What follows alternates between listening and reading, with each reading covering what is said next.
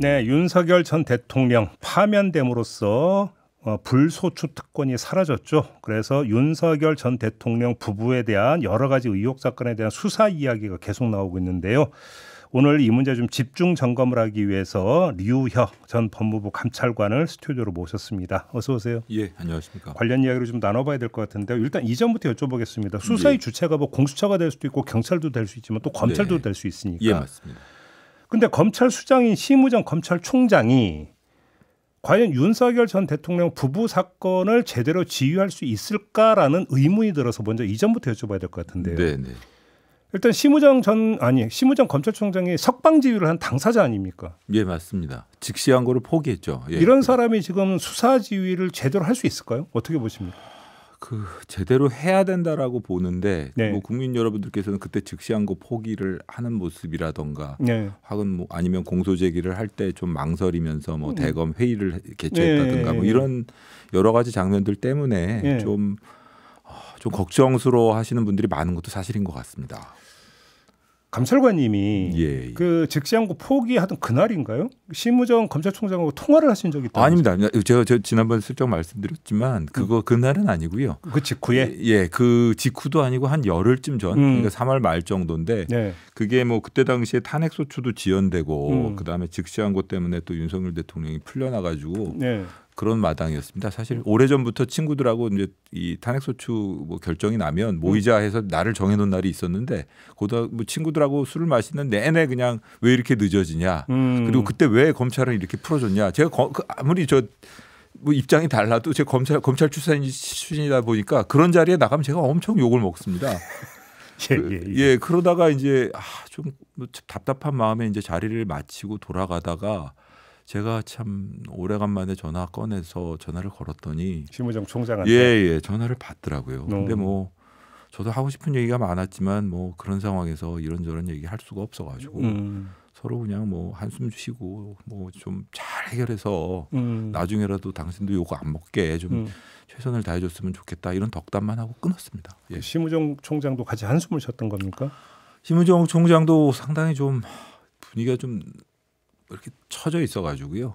그러면 심우정 총장이 한숨을 쉰 이유는 뭐 어떻게 해석을 해야 되는 걸까요? 저는 뭐 그때 당시에 뭐 여러 가지 심우정 총장도 뭐 공격도 받고 그다음에 또 검찰 조직 자체도 지금 또 어려운 위기에 처해 있고 조직 내에서도 뭐 여러 가지 말들이 나오고 그러니까 아마 본인도 뭐 최고 책임자로서 뭐 힘드니까 뭐 말은 다 하지 못해도 그리고 또 저하고는 뭐 예전에 막역하게 같은 반 같은 조였기 때문에 많은 말은 못하지만 뭐 그냥 어쨌든 나중에 다 끝나고 어떻게 좀 봐서 보고 얘기할 수 있는 기회가 있었으면 좋겠다 이런 얘기하고 끝났습니다. 감찰관님이 보시기에 정말로 이게 심우정 총장의 단독 판단이었다고 보십니까? 아니 근데 세간에서는 김주현 민정수석이 영향을 미친 거 아니냐라는 뭐 추측이 많이 나왔잖아요, 사실. 저도 그 말을 듣고 여러모로 생각을 해봤는데 그 심우정 총장은 김주현 수석하고는 여러 차례 같이 근무를 했고요. 아주 직속상관으로 여러 차례 같이 근무했고 동네도 뭐 거의 같은 동네고요. 그래요. 그리고 뭐 아크로비스타에 살고 심우정 총장은 거기 살더라고요. 그 건너편 그 빌라에 왜 김주현 민정수석은 뭐 무슨 문제가 됐던 적이 있습니다. 그 빌라 매입과 관련해 가지고. 그래요? 뭐 압수수색 과정에서 이게 그 맞은편에 있는 그 근처 그리고 뭐 동네 사람들이기도 하고 그다음에 뭐 또 저는 김주현 수석이 뭐 여러 가지 뭐 조직 내에서 사람들끼리 얘기하는 거 이런 거 들어봐도 충분히 즉시한 거 구속 취소 이후에 지규현 판사 구속 취소 이후에 하다못해 뭐 그 잘 쓰는 텔레그램으로라도 어차피 저 법원에서 그렇게 구속 취소도 했는데 지금 뭐 상황도 그렇지 않냐 뭐 여론도 역전되는 것 같은데 좀 뭐 당신 숟가락만 하나 올려놔라 이런 문자 메시지 뭐 그렇게 여러분들이 말씀하시는 거 의심하시는 것처럼 그럴 수도 있지 않았겠느냐. 그리고 또 하나는 그 의외였던 게 저는 잘 몰랐는데 그런 얘기를 듣고 나서 이렇게 보니까 그 3월 8일 날 그 윤석열 전 대통령이 구속 취소로 나오던 날 가만히 보시면 왼쪽에 김주현 민정수석이 가 있습니다. 네, 맞아요.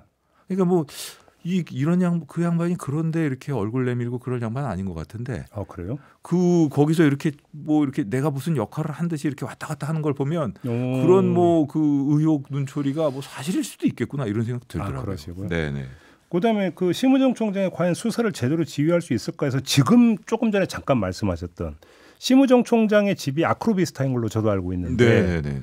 자 만약에 파명된 윤석열 전 대통령 부부가 아크로비스타로 돌아간다면 같은 아파트에 사는 거잖아요. 예, 같은 아파트 주민이 되는 거죠. 이게 좀 너무 나간 억지일 수도 있습니다만 그러면 언제라도 수시라도 소통을 할 수 있는 거잖아요. 물리적 공간 안에서라도. 뭐 가능하겠죠. 예, 이게 영향을 미칠 여지는 없다고 보세요? 어찌됐든 간에 그 영향을 미치는 걸 떠나가지고 그 국민들 입장에서 볼 때는 그게 공정해 보이지는 않겠죠. 그러니까요. 예, 그렇기 때문에라도 그런 하나의 의심이라도 덜어야 될 입장에서 하나의 의심할 만한 이유가 더 생긴다는 점에서도 뭐 적절치 않아 보입니다. 그래요? 예. 근데 사실 그 수사 지휘라고 하는 게 총장이 하는 게 아니라 총장이 대검 부장을 통해서 보통 하는 경우가 많잖아요. 네, 그렇습니다. 대검 부장단은 어떻습니까? 대검 부장단들 같은 경우에는 어떤 면에서는 윤석열 총장하고 심우정 총장의 근무위원은 아주 깊지는 않습니다. 이쪽은 뭐 특수검사고 이쪽은 기획검사이기 때문에. 근데 지금 대검 부장들의 경우에는 제가 본 면면들 같은 경우에는 예를 들어 뭐 부장과 부원과의 관계로 항상 뭐 같이 지내던 이런 관계라던가. 쉽게 하면 윤석열 라인이다 이 말씀이신가요? 단순 윤석열 라인이라기보다는 아주 좀 최근 찐윤 이런 식으로 얘기하지 않습니까? 그 정도입니까? 그렇게 볼 여지가 있어요. 부장단 전원이요? 부장단뿐만 아니라 사실 이번에 지금 대검 라인들 같은 경우에는 대부분의 경우에 그 이원석 총장이 그때 당시에 출근하면서 이번 인사에 대해서 어떻게 생각합니까? 하니까 이번 인사는 하고 말을 못했던 그때. 묵음이 몇 초 말을 못하고 참 상당히 좀 분한 듯한 표정을 보였던 그때 들어온 사람들이거든요. 그렇습니까? 그때 저희는 그냥 서울중앙지검장에만 주목을 했었잖아요. 그렇지는 않습니다. 대검 간부들 같은 경우에는 대검 간부들이 사실은 심우정 총장 같은 경우에는 기획통이고 어떻게 보면은 좀 이렇게 강단이 있다던가 이런 평가를 받는 그런 편은 아니었습니다. 그래요? 근데 그 반면에 그 밑에 있는 그 참모들이라고 할 수 있는 사람들은 제가 이렇게 얼핏 생각만 해봐도 윤석열 그 쪽하고 이런 여러 가지 인연들이 있는 사람들이라서 예를 들면 맨날 신당동 떡볶이 같이 먹으러 다니는 사람들도 있고. 신당동 떡볶이요? 예, 그런 얘기들이 있습니다. 같이 부장 시절에 늘 같이 3차는 거기 가서 떡볶이 먹고 끝냈다라고 자랑하는 그런 사람들. 윤석열 전 대통령이 부장일 때. 예. 어쨌든 3차는 신당동 떡볶이 제가 집으로 이렇게 갔는데. 얘기하면 후배들한테 너무 죄를. 근데 같이 다녔던 그 검사가 지금 대검 부장단에 포함이 되어 있다. 부장단에 포함되어 있죠. 신당동 멤버입니까 그러면? 그렇게 볼 수도 있을 것 같습니다. 예. 알겠습니다. 수사 얘기로 좀 넘어가야 될 것 같은데요. 자 하나하나 좀 보죠. 일단 도이치 건 있지 않습니까? 네. 지금 그러니까 그 도이치 관련자들이 며칠 전에 대법원에서 유죄가 확정이 됐잖아요. 네, 그렇습니다. 근데 김건희 여사 같은 경우는 지금 공범들이 기소가 돼서 재판을 받고 있었기 때문에 그 재판 받는 동안은 공소시효가 중지된다. 네. 라고 했는데 공소시효 정지가 되는 거죠. 근데 이제 대법원에서 유죄 확정이 났으니까 다시 이제 시작이 되는 거잖아요. 네. 그럼 시간이 얼마 안 남은 거잖아요. 저도 정확한 시효가 언제 만료되는지는 모르겠지만 얼마 시간이 안 남았을 거고요. 지금 현재 고검에서 갖고 있는 것으로 알고 있는데 고검은 자체 수사 인력이 없다고 보는 게 맞습니다. 그렇죠. 그렇기 때문에라도 고검에서 하루빨리 할 건지 안 할 것인지 이걸 결정을 해가지고 빨리 재기수사 명령을 내리든지 아니면은 이거를 고검장이나 아니면 총장이 결단을 해서 사실 그 사건의 경우에 도이치모터스 같은 경우에는 빨리 해결해야 됩니다. 결론에도 국민들이 의구심을 보내고 있지만 사실은 수사 방식. 사실 윤석열 총장에 대한 윤석열 전 대통령에 대한 명예훼손 사건이나 그런 거는 단순 명예훼손 사건인데도 그냥 전방위 압수수색을 하면서 수사를 했지 않습니까? 근데 그 사건의 경우에도 그렇다면은 수사에 있어서도 형평이 있는 것인데 압수수색 제대로 했느냐, 소환 조사는 제대로 했느냐, 그런 식으로 휴대전화까지 맡겨놓고 소환 조사를 하는 게 어딨냐, 이런 식으로 수사 방식의 형평성에 대해서도 의구심을 제기하고 있는 사건이거든요. 그런데 최소한 수사 자료는 축적이 돼 있다고 보니까 백지에서 그러니까 수사를 하는 건 아니지 않습니까? 그렇습니다. 속도를 내자면 얼마든지 기소 여부 판단은 할 수 있는 거잖아요. 그렇습니다. 그리고 윤석열 대통령 같은 경우에는 어쨌든 그런 라인들 같은 경우에는 아유 무죄 주장은 우리는 무죄라고 생각하니까 무죄 주장은 법정 가서 해보세요. 이런 식으로 기소도 그런 실험적 기소라고 해야 되나 모험적 기소를 아주 그냥 잘했던 그 수사팀들로 알고 있는데 무슨 말씀이세요, 그 얘기가? 그게 제가 기억하는 것으로는 어느 사건인지 정확히 말씀드릴 수 있는데 그 재경부의 변모국장을 비롯한 여러 사람이 뭐 열댓 명 정도가 구속됐던 사건이 있습니다. 옛날에. 예, 로비 이런 걸로. 예. 그런데 그 사건에서 구속된 사람 중 딱 한 명만 제하고 전원 무죄가 선고된 적도 있습니다. 그럼 수사가 부실했다는 얘기잖아요. 부실하다기보다는 저 기록을 어떤 기회에서는 한번 본 적이 있는데 그거는 정상적인 증거 가치 판단 능력을 가진 사람이라면 어떤 경우라도 기소를 해서는 안 될 사건이었다고 생각합니다. 저는. 해서는 안 되는 기소였다. 그렇습니다. 이게 객관적인 증거가 모두 무혐의 쪽을 가르치고 있는데 그런데도 본인은 돈을 주었다는 사람의 신빙성 없는 진술 하나. 그것도 그 신빙성이 없다는 게 객관적인 증거에 의해서 신빙성이 깨진 그 진술을 믿고 계속 고집을 부려갖고 기소를 한 사건이거든요. 그런데 기소를 해버렸다. 기소를 했고 구속까지 했습니다. 그럼 이거네요. 그러니까 수사를 얼마나 면밀히 해서 입증을 하느냐의 부분에서 그래 그럼 무죄를 주장하는 피고인 쪽에서 입증해봐. 그럼 우리는 기소할게 이런 거라는 그렇습니다. 얘기잖아요. 저는 윤석열 대통령 그 기록 하나만으로도 자신이 기소할 때 의심스러울 때는 피고인의 이익으로라는 인두비오 프로레오 그거 적용해서 수사했던 사람은 아니라고 보거든요. 근데 자기는 지금 법정에서 그런 혜택을 받아야겠다고 주장을 하고 있는 게 제가 너무 심하게 말씀드린지 모르겠지만 이거 사실입니다. 예.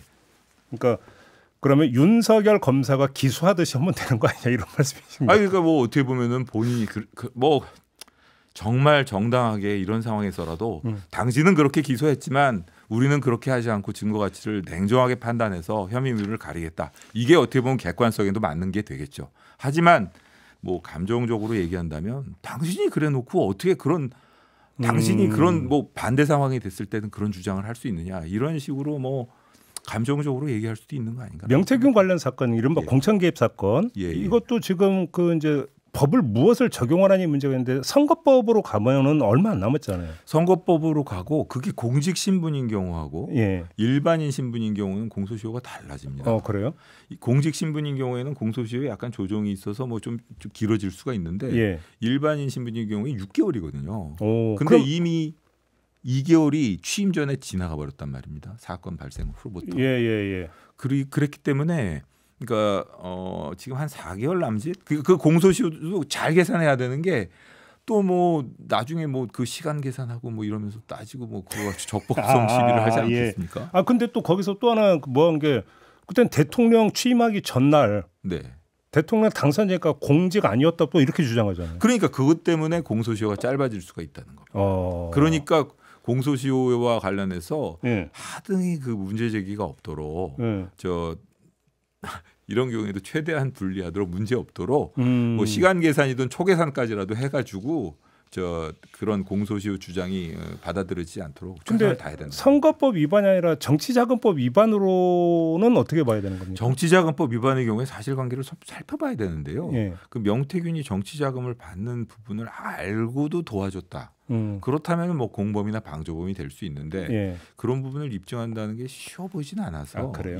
우선 적용할 수 있는 게 선거법인데 일단 선거법 그리고 뭐 그 명태균 그 녹취 파일이 많다 하니까 그걸 하나하나 들여다보면 뭐 다른 게 의율될 수 있는 여지도 있어 보이죠. 아니 이거저거 떠나서 2022년 5월 9일 아침 10시쯤에 그 윤석열 당시 대통령 당선자와 명태균 씨가 공천 관련해서 대화하는 녹음 파일이 다 공개가 됐잖아요. 네네. 그것만 가지고도 어느 정도 입증이 되는 거 아닌가요? 입증은 되는데 그 시효 문제 그리고 또 계속 뭐 다른 사건 때문에 뭐 조사를 못 받느니 이러면서 뭐 신병 때문에 뭐 병원을 가야 되니 이러면서 수사를 계속 지연시킬 가능성이 있지 않습니까? 진술도 갖고. 그러니까 그리고 또 지금 수사팀의 수사 의지가 있는지 이것도 좀 국민들이 좀 걱정스러워하고요.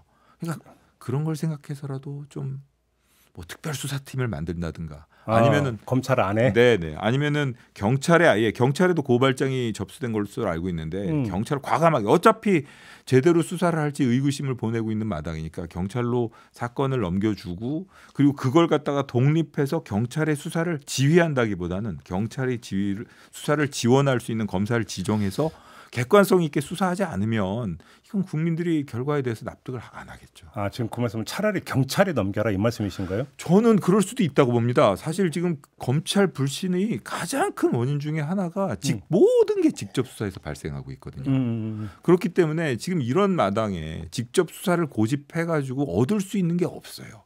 거기다 심우정 검찰총장도 지금 이제 그 논란의 한 가운데 있는 거고. 그렇습니다. 그렇기 때문에라도 네. 이건 직접 수사보다는 그냥 결단을 내려줬으면 하는 생각이 듭니다. 사실 그날 제가 통화를 아무 말도 못하고 그냥 한숨만 쉬었지만 그날 통화 과정에서도 여러 가지 예를 들어 윤석열 총장, 윤석열 전 대통령에 대한 그 신병철이라든가 그다음에 이런 사건에 대해서 직접 수사를 좀 안 하고 자제하고 모든 걸 좀 경찰에 보내고 이걸 사후적으로 뭐 이게 올바로 처리될 수 있도록 그런 식으로 좀 살펴보는 그런 식으로라도 조금씩 신뢰를 회복해 나갔으면 좋겠다 이런 말을 해주고 싶었는데 그때 그 말을 못했습니다. 할 수 있는 상황도 아니었고. 경찰에 넘기거나 아니면 특검으로 가면 좋은데 특검은 지금 뭐 이제 국민의힘이 네. 그다음에 지금 뭐 예를 들어서 이제 또 이제 그 한덕수 권한 대행이 바리케이를 치고 있는 게 지금 문제인 거잖아요. 그렇습니다. 뭐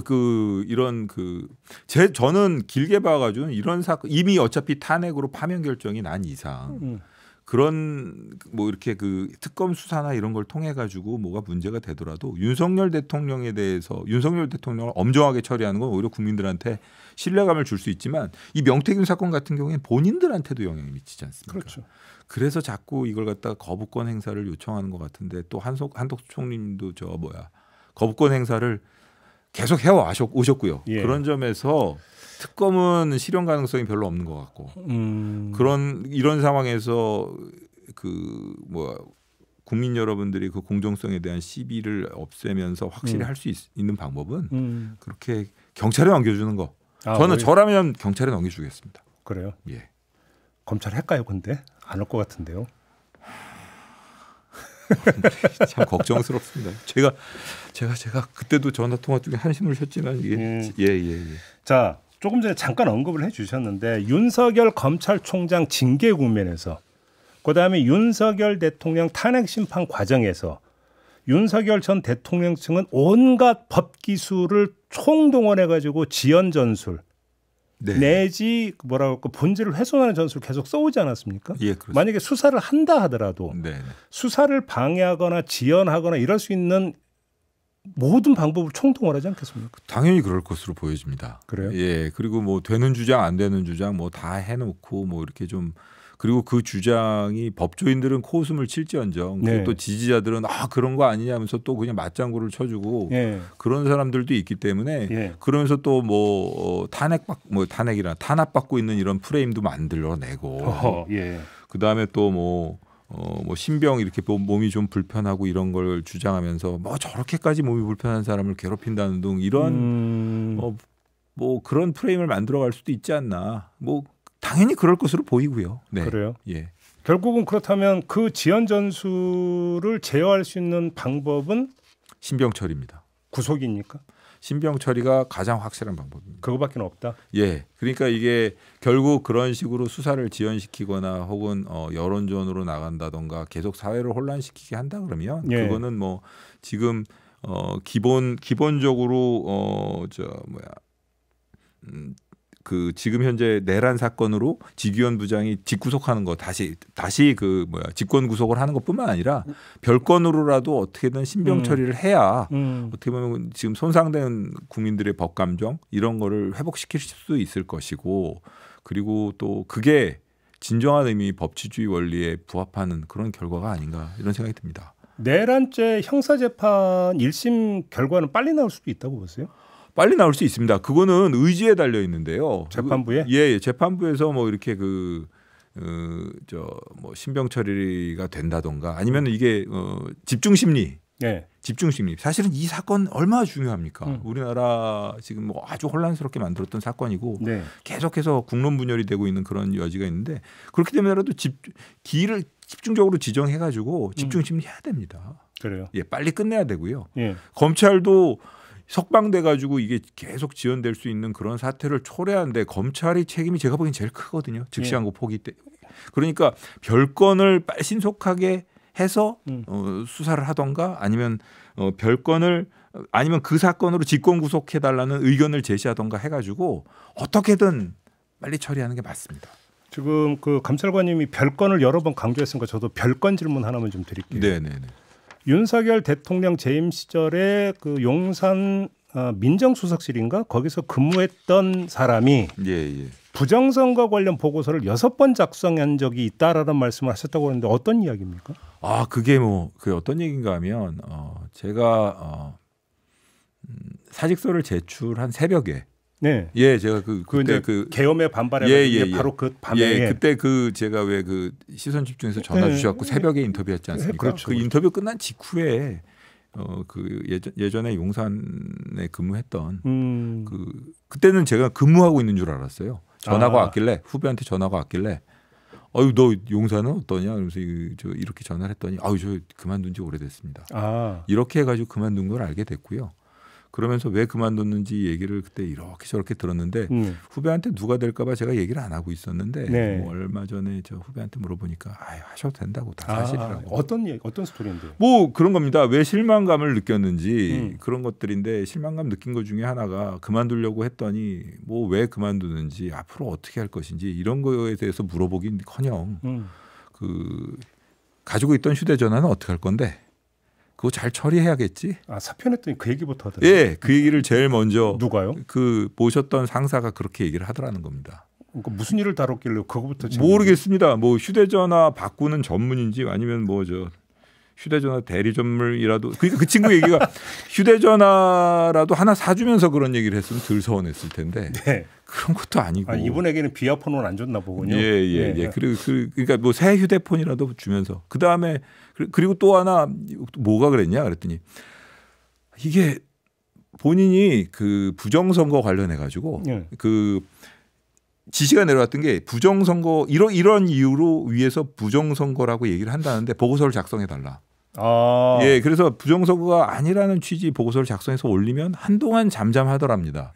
그랬다가 또 어느 정도 지나면 또 다른 이유를 들어가지고 모르겠습니다. 그래가지고 또 부정선거 이런 점에서 부정선거라고 보는데 또 어떠냐. 이런 식으로 또 보고서를 작성해달라고 이런 식으로 계속 내려왔다는 거거든요. 6번을 했다고. 그게 반복이 되면서 6번이나 보고서를 작성했는데 보고하러 가는 그 윗분도 참 괴로워하고 본인도 너무너무 괴로웠고 이게 본인들 보고서보다 유튜브를 더 믿나 이런 생각이 들어가지고 참 결국은 그러면 보고서를 작성하게 됐던 건 윤석열 당시 대통령의 부정선거 얘기를 하니까 그런 걸로 추정됩니다. 이거 좀 부정선거 같은 좀 알아봐.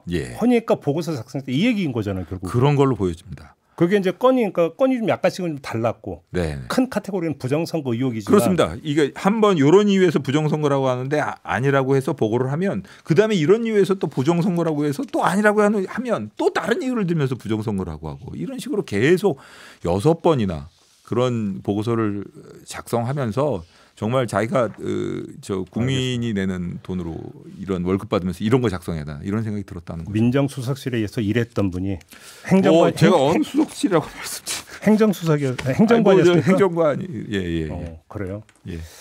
어느 정도 집착했는지 알겠네요. 알겠습니다. 오늘 말씀 여기까지 들어야 될 것 같습니다. 고맙습니다. 네네네. 네, 류혁 전 법무부 감찰관과 함께했습니다.